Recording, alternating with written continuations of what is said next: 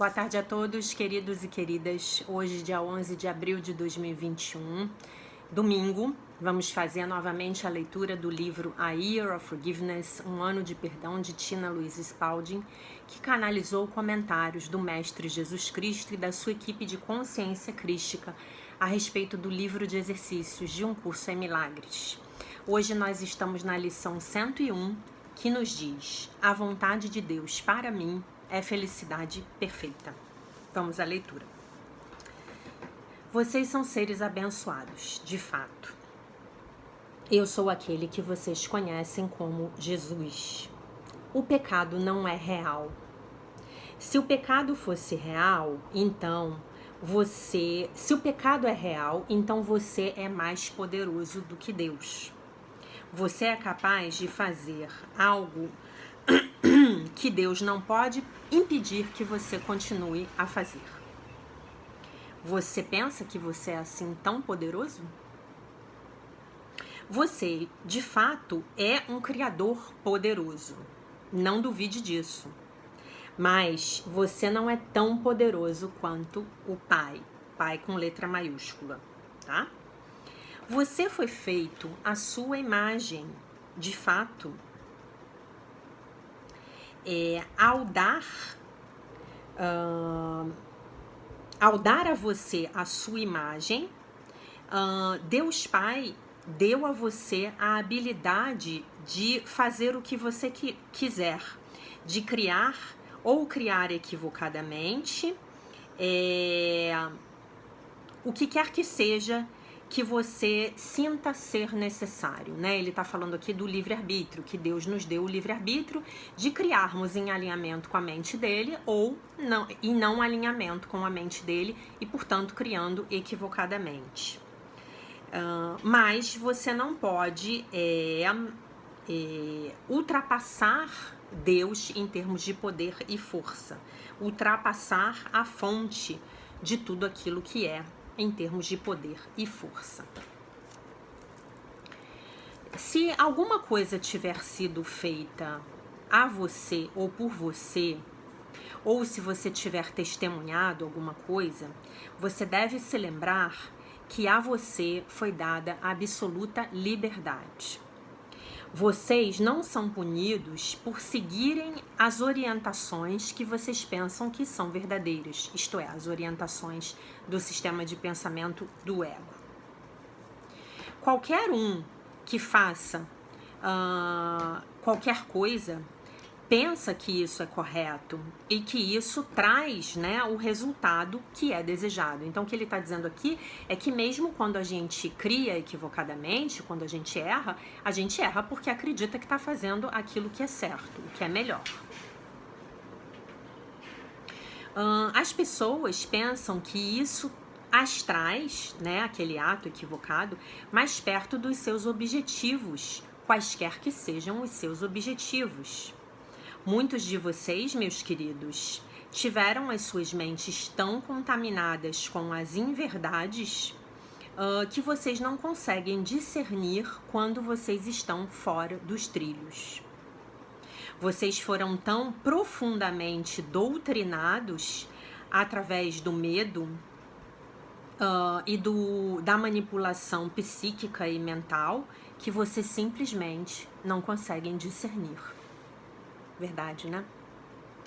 Através deste processo, neste caminho conosco, aqui, agora, hoje, melhor dizendo, praticando, fazendo essas lições, mudando a sua consciência, mudando a sua mente e praticando pensamentos e ideias amorosos, toda a sujeira, o pó e a lama no topo da sua mente clara são removidos e você recebe a verdadeira orientação.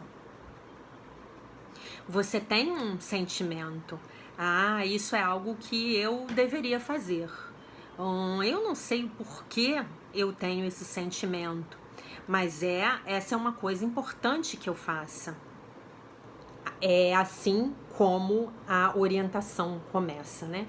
A orientação da sua mente certa, né? A orientação da voz por Deus, a orientação da voz do Divino Espírito Santo dentro das nossas mentes. Ela começa assim, de uma forma muito sutil.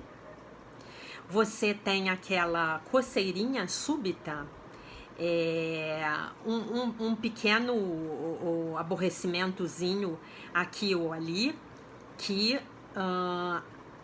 dirige você, né? Aponta a sua atenção para algum lugar. E não vai ser forte o suficiente no início para você superar, né, toda a contaminação da sua mente. Veja, à medida em que o tempo passa, essa mensagem fica a cada dia mais forte e mais forte. E lá, consistentemente, não empurrando você, gritando com você ou discutindo com você, essa orientação está lá. Consistentemente, essa orientação está lá. No final, essa orientação se torna suficientemente forte para que você a escute e diga: ah, isso é algo que realmente eu vou fazer.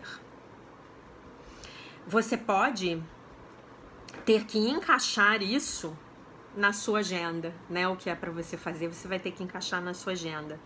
Você pode ter que rearranjar algumas coisas para colocar essa ideia em prática.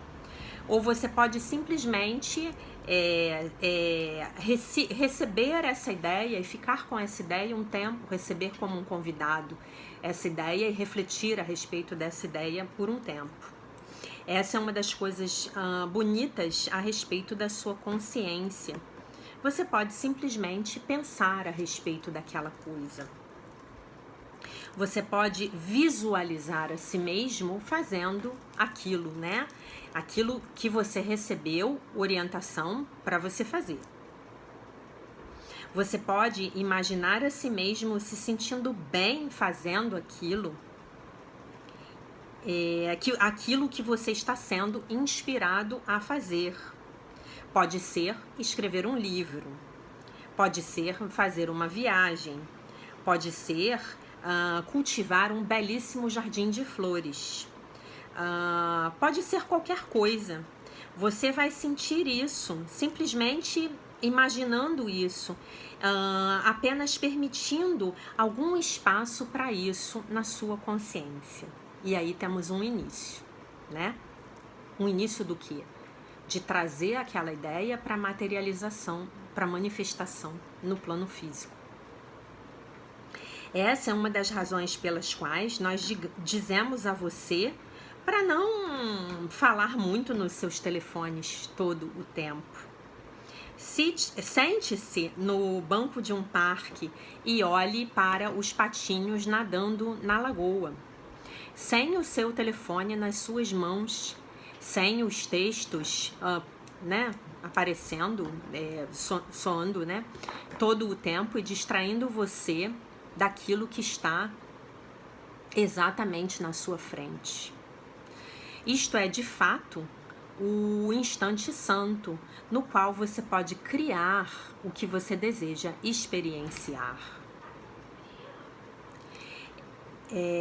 Esse é um dos efeitos sabotadores dessas tecnologias que vocês carregam com vocês durante todo o tempo.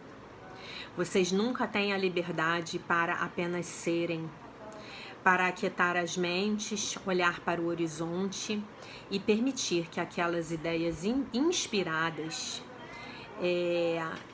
surjam, né, na superfície da sua mente, né? Permitir acessar a inspiração, permitir receber a inspiração, melhor dizendo, né? Da próxima vez que você for dar uma caminhada, desligue o seu telefone ou deixe ele em casa. Ele ainda vai estar lá quando você retornar. Testemunhe quão mais paz vocês vão ter, né? Testemunhem quão mais paz vocês vão ter. Testemunhem aquilo que vocês veem. Você não precisa ser enganchado todo o tempo aos sistemas de mensagem, tais quais esses que existem na sua sociedade agora. Nós sabemos que isso é difícil para muitos de vocês, porque os seus negócios e relacionamentos parecem depender destas interações constantes. Nós dizemos para você que uma hora na floresta sem o seu telefone não vai fazer nada além de melhorar a sua conexão com o divino. Eu sou aquele que vocês conhecem como Jesus e nós vamos conversar com vocês, falar com vocês novamente amanhã. Então, como a leitura hoje era longa, eu decidi deixar o desenho para o final. E aqui está a nossa heroína, muito feliz, com os braços abertos, deitada no chão, numa floresta, com um sorriso imenso. E com um esquilinho perto e o cachorrinho em cima do colo dela e os passarinhos nos galhos, tá? Não sei se dá para vocês verem. Muito lindo o desenho de hoje. Bom, a vontade de Deus para mim é felicidade, é a felicidade perfeita. Como seria criar uma vida a partir deste fundamento, deste pensamento aqui como fundamento da sua mente? A vontade de Deus para mim é a felicidade perfeita. Como seria a nossa vida, as nossas vidas, se nós fundamentássemos elas nessa crença aqui? E esse exercício, ele tem uma mensagem poderosíssima, mas que é uma mensagem que só fazendo um vídeo só para ela. Mas eu vou contar para vocês qual é. Livro de Exercícios, parágrafo 1, versículo 3. Tu ainda acreditas que a salvação pede sofrimento como penitência pelos teus pecados? Isso não é assim. No entanto, não podes deixar de pensar assim, enquanto acreditas que o pecado é real e que o Filho de Deus, eu e você, pode pecar.